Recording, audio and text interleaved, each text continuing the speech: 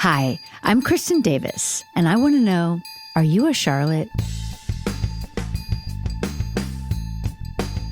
Welcome back, everybody, to Are You a Charlotte? Part 2. Thanks for joining us. Let's talk about the actual episode because we haven't even touched on Samantha, which is a very funny and good storyline. Very funny and good. And I just want to say Bobby Cannavale plays the guy here.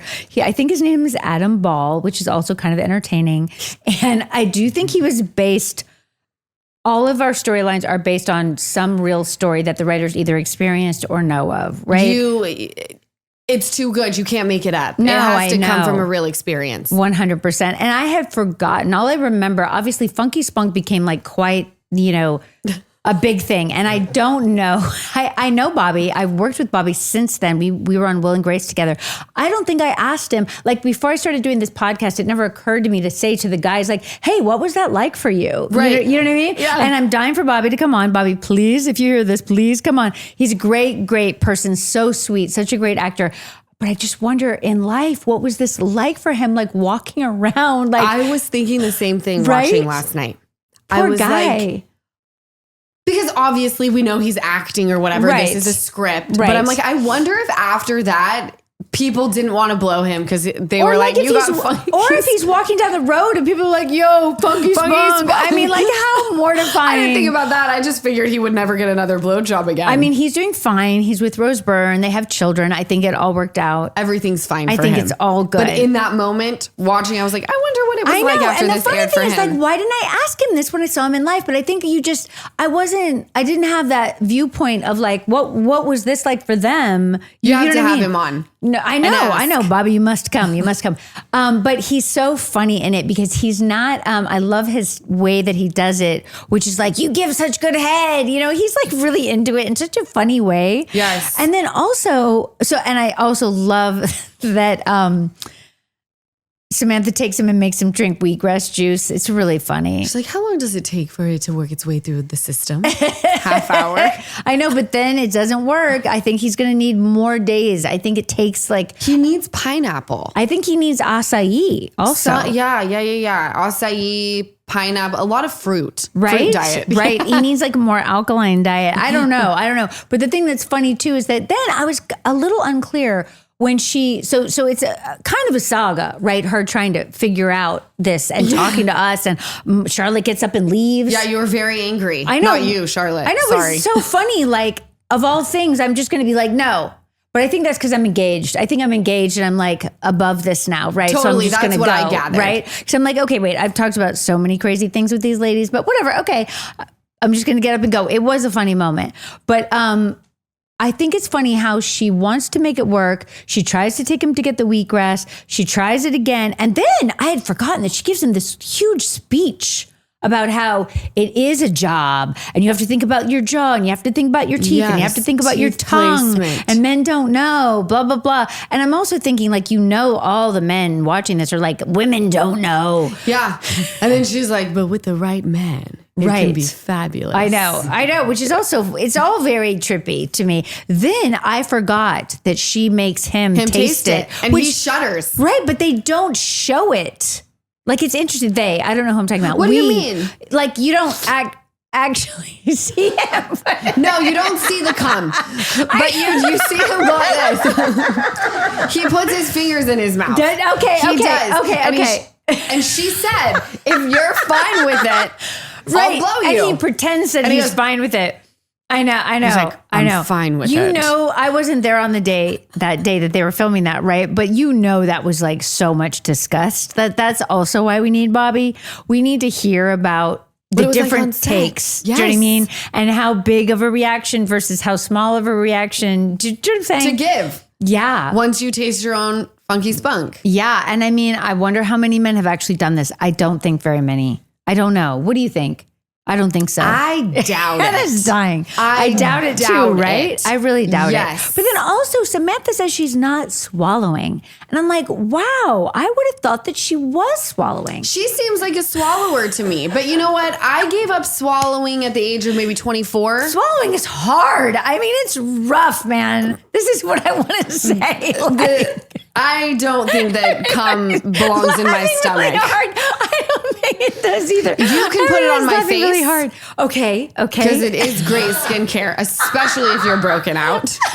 My stomach, my back, if I want to have a baby, do your thing, which I don't want to have a baby. I understand. But not in my stomach. I just don't feel on, it's hard not to swallow in. that stuff. It's hard. It's Mine's hard. more about the texture. The texture's awful. Yeah. It's awful. Horrible. It's awful. But also it's just such an awkward moment of like, do you swallow or don't you swallow? And what do you do with it if you don't swallow? Oh, well, back in my heyday. Yes. Usually when I would swallow, I would chase it with like a shot of vodka. Wow. Yes. Okay. Well, that's probably the way to go. That's the way to go. I would think. Yeah. Yes. Yeah. See, I've been sober for too long. Yeah. Yeah. Yeah, because I didn't get sober until 28. Got it. And then if you don't swallow, I think you have to be near a bathroom to like spit it in the sink, the to toilet. me, that's rough. That's just all very difficult because then it's like an ick factor that you need to go spit it out, whatever. I don't it's recommend a lot, swallowing man. on an empty stomach, though. I know. That's the other thing. I don't think that people, meaning men, really realize that it's like a very potent kind of weird thing to eat. You know what? They should try it so they understand what we go through. You know? I do know. But I think they would also say the same, about women, not that they have to swallow something, but you know what I'm trying to say. They think that we don't understand. Myself before I know someone's going to go down there. You give it a swirl, you put it in the mouth. Wow. Thanks, Lala. Yeah. Is that too much? Is that too much? No, it's really good. What if you don't feel like it's up to par? What do you do? She's always okay. Good to go. Okay, great. I was gonna learn something. I was looking to maybe learn some tips. I'm very into my vaginal hygiene. I love treat it it like I would my skincare routine. Nice. Yeah. Oh, that's very nice. Like I feel bad for the people who come over, my amazing housekeepers that keep all of the ducks in a row and me feeling like my kids can crawl on the floor because they see all of my products and I'm sure they're like, what? Wow. I'm sure they think I do porn or something. You would have to. I don't think that they think you do porn. That would be so extreme. But you mean like maybe they just think that you're really into cleanliness. Let's go with that. I'm an extremist. Right? Wow. I do feel I need a list of the products though. I mean, I'm super curious now. I've got you. Wow. Okay, great. And my friends and I like to go back and forth with like what they're using. Like my friend told me about these wipes that taste like something. No, I don't think that's good. I don't think those are good for no, you. I don't think they're good for you either. Like no. that, because I'm also I'm a weirdo. Okay. Because I shouldn't say I'm a weirdo. Okay. I like to read the ingredients. Like yes. I'm very funny about what I put under my armpits. Me too. I don't know that I love putting something on my vagina that tastes like no something. Flavors. No flavors. That's strange. I don't think that's healthy. It's not healthy, but also like when he's down there, I don't want him to be like, oh, a banana. That's weird. That's so weird. No, that's so weird. No. I don't think that's good. I don't think that's good. Because there would have to be something sweet in there to make the banana, and then you might get a reaction or whatever. You know what I'm saying? Or something. Boo. Yeah, boo. Not worth it. Not worth it. Worth it. Okay. The Carrie of this, when I was watching it, I feel like it's kind of a film. Like it's a lot. Mm-hmm. Like a lot happens. Yeah. And I love Charles McDougall, who directed it, one of our just best how he uses the camera, how he moves the camera. Like it's so beautiful. It like really, really upped the game in terms of the visuals and the, like in the elevator, it's beautiful. Oh, the elevator is amazing. Can I tell you what I loved? Tell me. Is when Carrie finally calls Big back and he's in the car. And it goes from the driver, but instead of just popping onto his face, it gives you it's like a whip around. Yeah. To the back seat. Yeah. It's good. It's really good. Because cars are hard to film in because you don't have a lot of space. Right. No, Charles is going to figure that out. Charles is going to have an idea and he's going to do it. It's going to take 30 takes, but he's going to do it. It's the big moment. We watched Miranda listen to this message with Carrie over and over again. And she's finally decided to call him back. So I take of like Big in the car driving, whip around to him answering. Right. You finally know, like, you have the what did you want? Definitely. And then he's just such a jerk. Oh my God. Oh, we love the men who are like a little bit of like dickish kind of. Do you think? Yes. I don't love that. I don't love that. I was like, why? You're a healthy woman. Well, I think I've been through it too much, right? I mean, not this particular version. Like to me, it's so profoundly ick. Like if a man said to me after this nonsense that he's put her through, and he's told her in a drunken moment at a furniture show with the like through a thing, it's not working. Like get what that out of my face. Totally. And then you call him back after this like dramatic voicemail and you say, what is it? And he says, I thought about what I said and it would cost me too much money. Yeah. Click. I never speak to that person. No, get I'm out done. Of my face. I'm done. You're like, ew. But then how can you get away from him when he's calling your apartment, talking to Aiden, and then coming to where you are? No, that's bad. That's stalkerish. It's stalkerish. Yeah. But that's another thing. When I was watching, I was like, okay, I've had this behavior with a man before. And if this weren't a show, this is alarming behavior. To show up where I am and I'm telling you not that I don't want anything to do with you and you continue. You know, of course, we hear her thoughts. So we know like I had to sleep with him. And she says like, fuck me or whatever. In real life, no, the experiences where it's like, okay, this is a toxic man. He just told me he was leaving his wife, then told me he wasn't leaving his wife, then showing up to where I am. It's the highs and the low lows. It. Yeah, I'm not into it. And the grand gestures. Ick. It's hard for me to feel anything but ick, though I feel that Sarah Jessica, and this is like her strength, one of her many, many strengths really as an actress, like things are so real, you know, they seem so real and so deep. So like as much as, I mean, you know, there's part of me, I obviously know what's going to happen, right? And I know they're going to go kiss in that elevator, but I'm just like, ugh, like I don't like him. Like, what are you still liking? I mean, they have the chemistry, but she also has the chemistry with Aiden. You know what I'm saying? She's just so good, though. She's so good. And you do feel, I do intellectually understand the forbidden, you know, I get the forbidden. But when he's being an ass, I'm like, boo on the forbidden. The forbidden doesn't trump that he's a jerk. Right. Me, and, you know?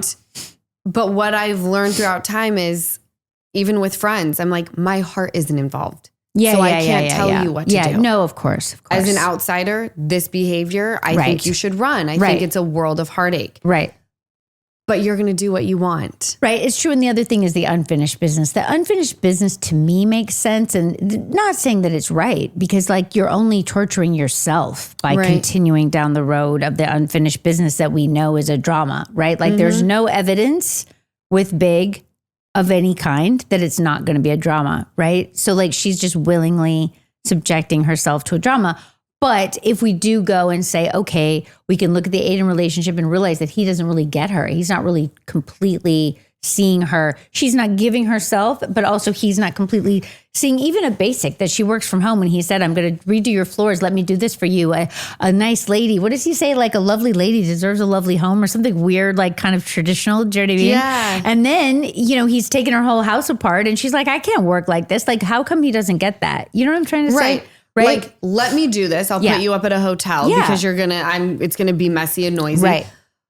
But also we're talking about the guy who like takes her to cabins and things like he doesn't get her at all. Right. And that to me makes sense in why you would be going back to the person who I think she felt he got her, right?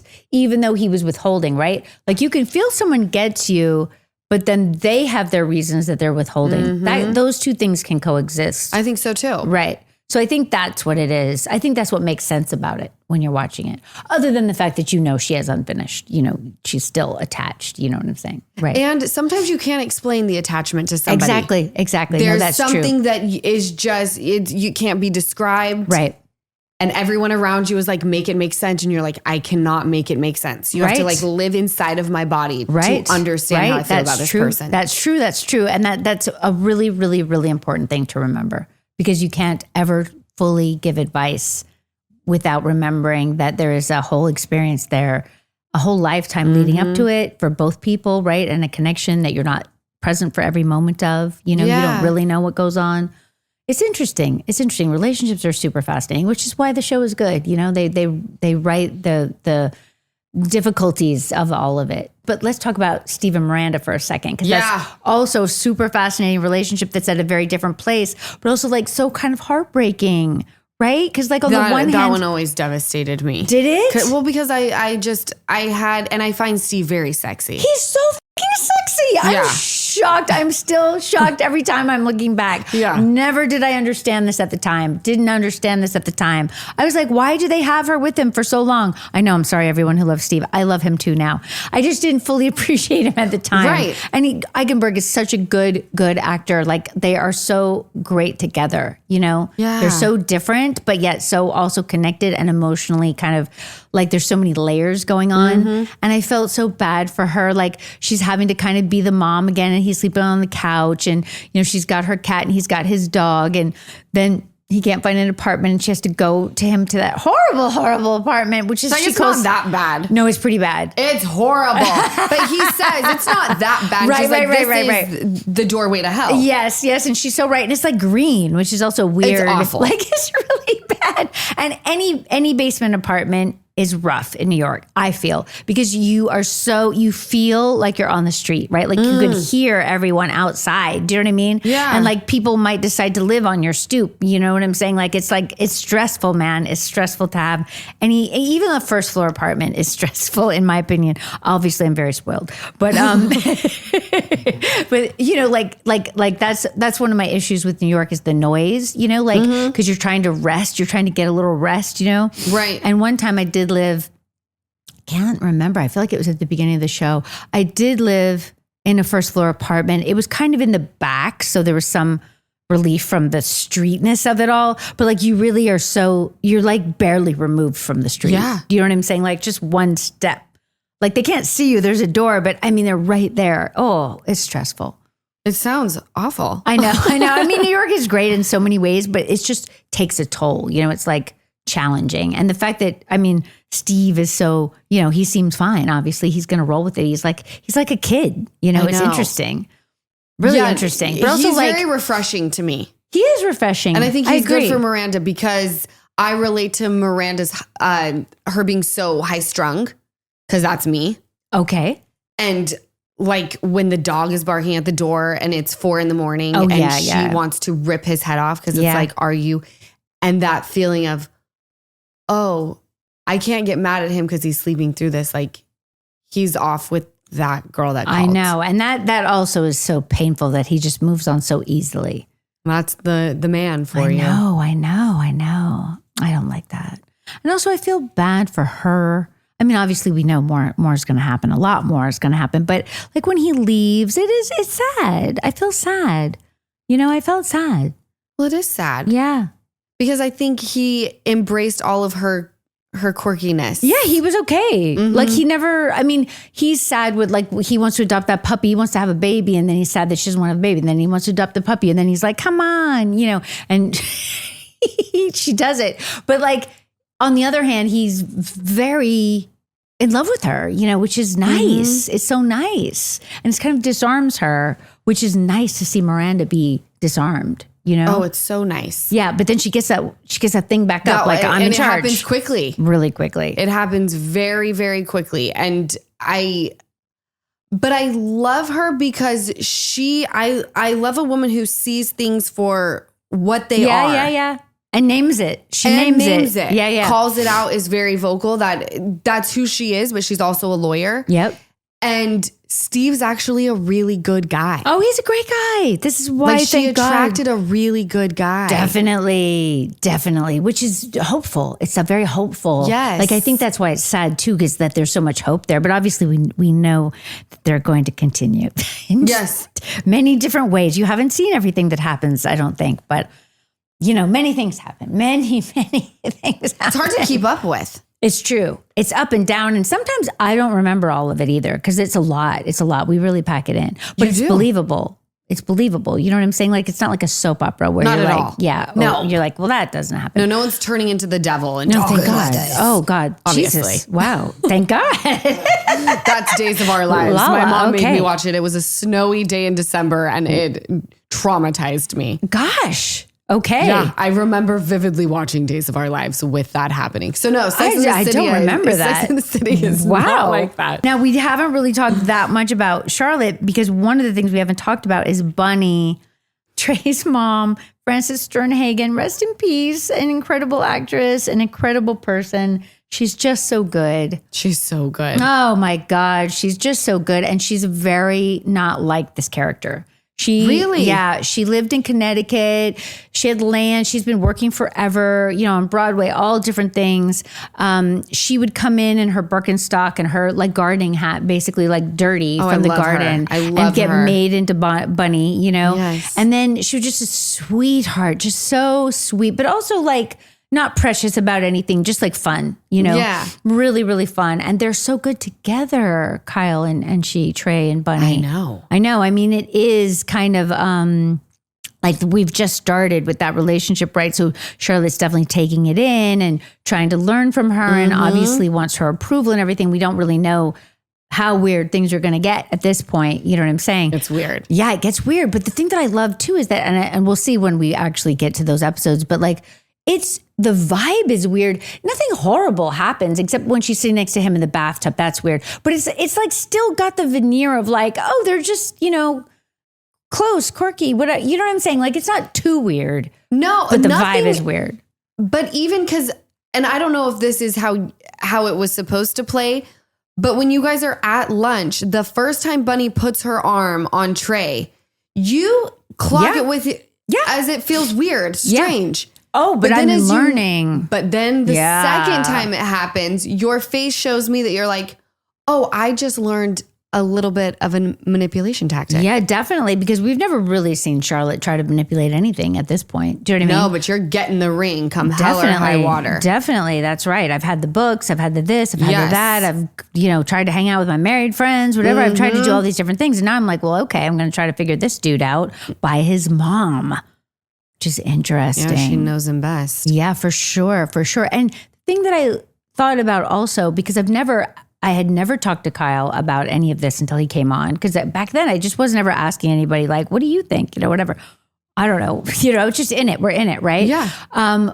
Because he is Kyle MacLachlan, the actor, and obviously I'd watched him on Twin Peaks. I don't know, you were really young, but I mean, incredible character, incredible actor, but always kind of covered. He has a cover to his face, to his way that he is, And he thought when they first called him for Trey that he was going to get to play like a normal guy, like a regular surgeon, preppy, normal guy. And then they told him like, oh yeah, and you have, some sexual dysfunction and you're very close with your mom. And he was like, darn it.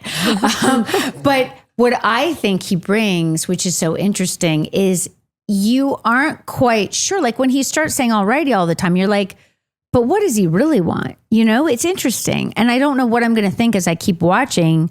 Like what does he really want? I don't know for sure. Yeah. Did you think that? It's almost like he goes into a trance anytime someone touches his arm that way. Yeah. Because you're like, why don't you have the tomato with basil? It's sweeter. And he was like, alrighty. Right. And then when it appears, he acts like it's the most gorgeous thing. Right. It's like a piece of art. Right. And I think men who have mothers like Bunny, there are moments where you still see that mama's boy, where like they sort of need guidance and direction. Maybe, yeah. I mean, we're gonna see where it goes, right? Like, because I don't know. Because also for me, when I'm rewatching it, like because I was with Kyle in life, right, acting, right? Yeah, it's so hard to separate. You know what I'm saying? Two? Yeah, because you're with the person 18 hours a day doing the stuff, and you spend more time not between action and cut. That's like the small amount of time, right?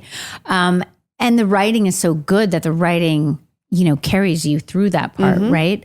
And you're just trying to be connected to the person, which was super easy to be connected to Kyle because he's just a dream, like in all ways, like as an actor, as a person, in all ways, he's a super sweetheart, like so easy, incredibly easy to work with and fun, like doesn't take it too seriously, but is totally professional, like interesting combinations that you don't always get, Right.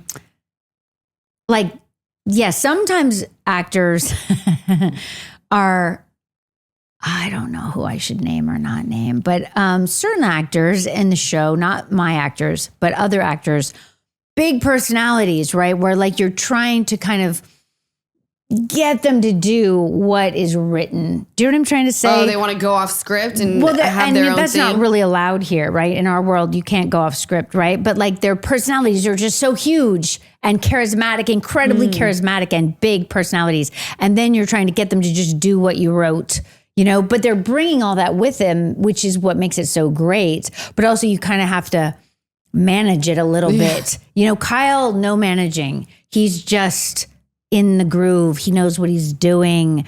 You know, he might ask questions or whatever. You know what I'm saying? But he's just so professional and great. That's largely, so you can have fun is what I'm saying, kind of. Like it's just fun and easy. So easy. I do also think that was really the first time. Oh, I forgot. I mean, on Melrose, I was on Melrose for a year working with Andrew Shue, who had been a soccer player before he was on Melrose, right? So he wasn't really like an actor. You know what I'm saying? Right. So it was. I was always like, you know, let's act. You know what I mean? And he was like, please don't suggest any blocking. And I was like, why not? What do you mean? Like Kyle's not like that. Kyle's like, yeah, what do you want to do? Like, let's do that. Yeah, like great, let's do that. Let's ask for that. You know, he's just easy. It makes it fun. You know what I'm saying? Once the fun is gone, what are you doing?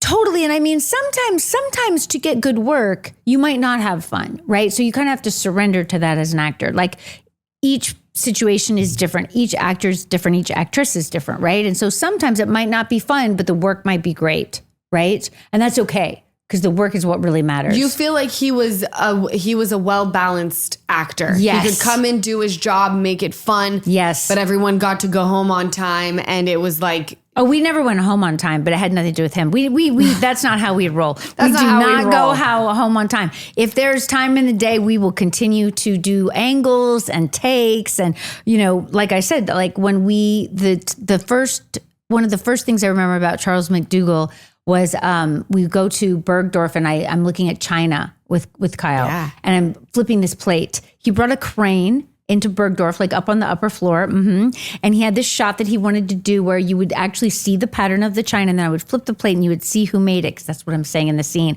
36 takes. I remember doing 36 takes. Of just flipping the plate.